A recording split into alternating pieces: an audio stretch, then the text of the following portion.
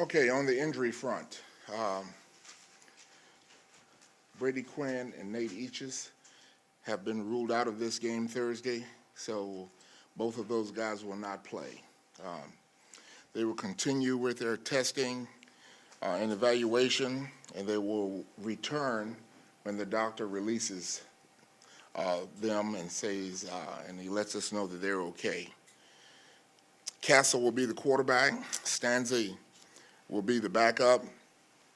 And I know you might have to ask some questions, but I'm not dealing with hypotheticals.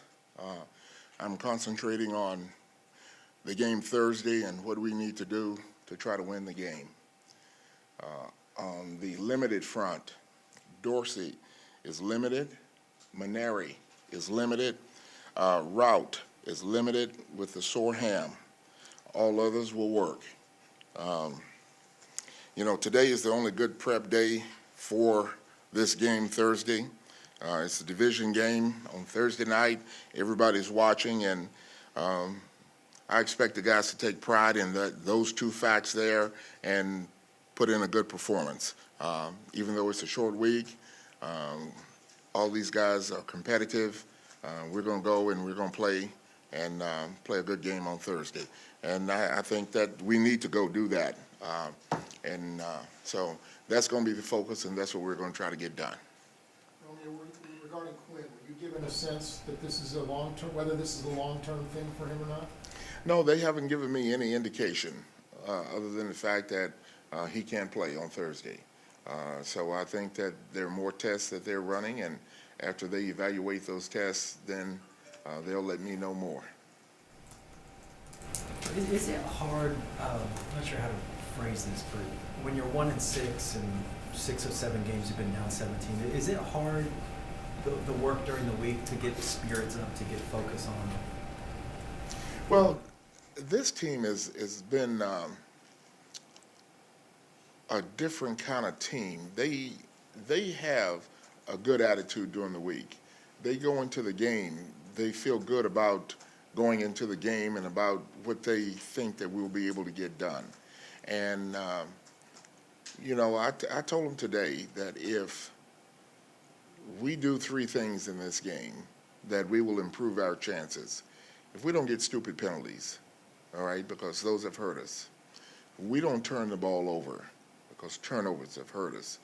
If we don't let guys run free in the secondary and catch touchdown passes, all right, then those 3 things will improve our chances of winning the game.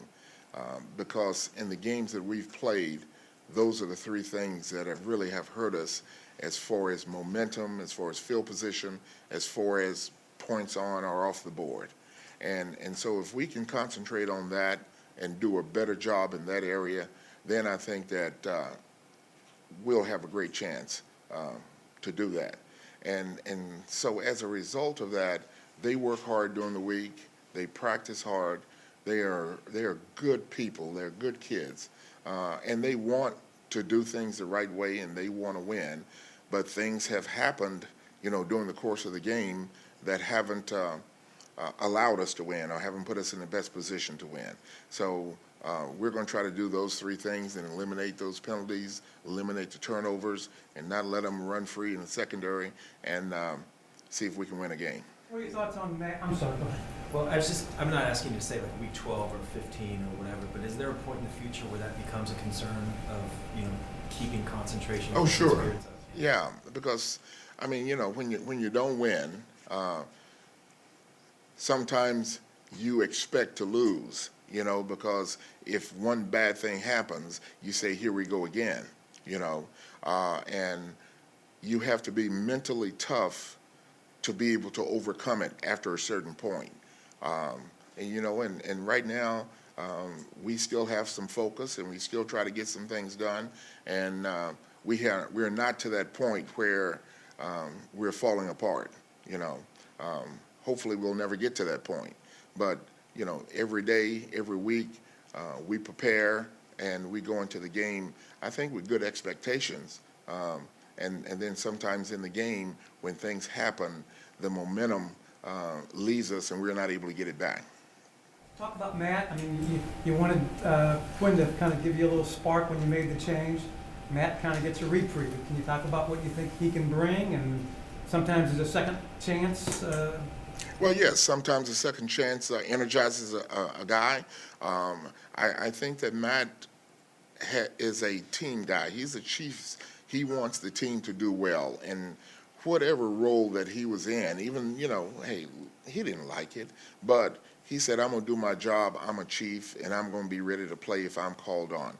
And that's the way he prepared during the week, all right? I think that that's the way he's going to prepare this week, that he's a Chief. He knows that he's going to have to play, and he's going to go do the best that he can. We have to help him as well, and if we all take the same attitude, then we will play a good game on Thursday. What did he give you the other day? I mean, coming off the bench is never easy. What did he give you? Well, I think that he didn't practice, didn't get any practice reps, but he prepared mentally as if he were going to play, and that allowed him to come into the game and be able to move us a little bit and spark us, but still some of the same things that have been biting us all year long continued. So, like I say, we have to eliminate those things. Romeo, speaking as a defensive coach, you've no doubt faced teams that have been prone to turnovers like yours is right now. When you're faced with a situation like that, do teams smell blood in the water, so to speak? I mean, is it kind of? Oh, sure, yeah. I mean, the opponent, what they do is they emphasize it during the week and say, let's go after these guys because they'll put the ball on the ground. And so every time that everybody who has the ball in their hands, the ball is going to be stripped. They're going to be pulling at it. They're going to be trying to knock it out, whoever it is. And that's why we have to put additional emphasis on protecting the football at all costs. So that's something you're going to face until you guys fix the problem. Oh, exactly. On offense, I mean, is it a here we go again mentality? I mean, these things kind of feed off one another? The turnovers? Well, when you're not strong mentally enough, they do. But like I say, this team, we're not to that point where we're falling apart as far as that goes. You were assistant coach on a team with the Giants one year that turned the ball over a bunch. You probably remember that. It might have been one of your first years. I think it might have been your first year with the Giants. What was the problem with that team? Do you remember? What year? 83, I think? Oh, yeah, 83. That was a bad year for us. I think we only won 3 games that year. Bill had just taken over as the coach that year, and so there were some different things, different dynamic, with the new coach and new philosophy, and we were putting the ball on the ground a little bit. And I don't remember exactly why that was occurring, but I know that we put emphasis on protecting the ball, hanging on to the ball, putting both hands on the ball, and those kind of things to help slow that trend down. How much, if at all, have you looked at your halftime routine? You've had some pretty sluggish starts to the second half for most of the games this year. All right, well, we look at everything a little bit. I don't know why they are sluggish to say, but sometimes things don't happen the way that you want them to happen, and they turn out sluggish. It's unfortunate for us, but we looked at it. We try to point out to the guys at halftime what's happened, what's good, what we need to do, and then let's go out and try to get it done. And I don't think that changes a whole lot throughout the league. Romeo, if your team needs to be stronger physically, you send them down to the weight room. Yes. If they need to be stronger mentally, what do you do? Well, I've had a lot of different suggestions about that, but my experience is that you talk to them about being mentally strong, try to put them in positions as many times as you can in practice where they have to show strong mentality.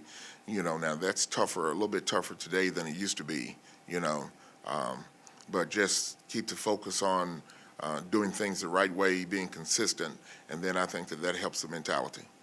Romeo, Devin Wiley, now that he's getting back to health, do you see him getting involved anytime soon? Well, I tell you what, he brings some quickness and some speed to the team. I think that once he gets more reps and kind of gets caught up a little bit, because, you know, when you're over there riding the bike, you're not where you need to be mentally, and you're not where you need to be in the offense. So we got to get him some more reps, and we're working on that, and we'll see if that develops. What about as a, I'm sorry, just want to follow, what about as a kick returner or a punt returner? Yeah, I think definitely that's a possibility, yes. Last one, right? Yeah, Romeo, through all these weeks of disappointment, week after week after week, Derek Johnson keeps bringing it, from what I see. Yes. Can you just talk about what keeps his motor going, what keeps him productive? Is he even better than last year, or as good, or just give me your synopsis of a Derek Johnson season. Well, he's a very productive player for this defense, and he runs around, he gets to the football, he makes plays in the backfield. He does a good job in pass coverage for us. He can cover man-to-man, and he's done all of that with energy, effort, and gusto. Even though we are where we are, you know, that doesn't seem to slow him down. Hopefully, this will continue for him, and then he'll be able to pull some guys along with him as we go down the road. I guess the one thing he hadn't done, few guys have, are the big impact plays, though. That interception, the big sack, forced fumble. I mean, he's not the only one, but I mean, that was kind of what his big breakthrough was the last couple of years. He finally went from just making tackles to making plays. Well, I mean, every tackle you make is a play, Right. you know, and particularly when you make them in the backfield, like last week he did a couple times. You know, he hasn't had as many opportunities in the passing game this year because he covers pretty well man-to-man, and so they don't throw the ball to the guy he's covering as much, you know. So if they start throwing to his guy, I think that we'll see him make more plays in the passing game.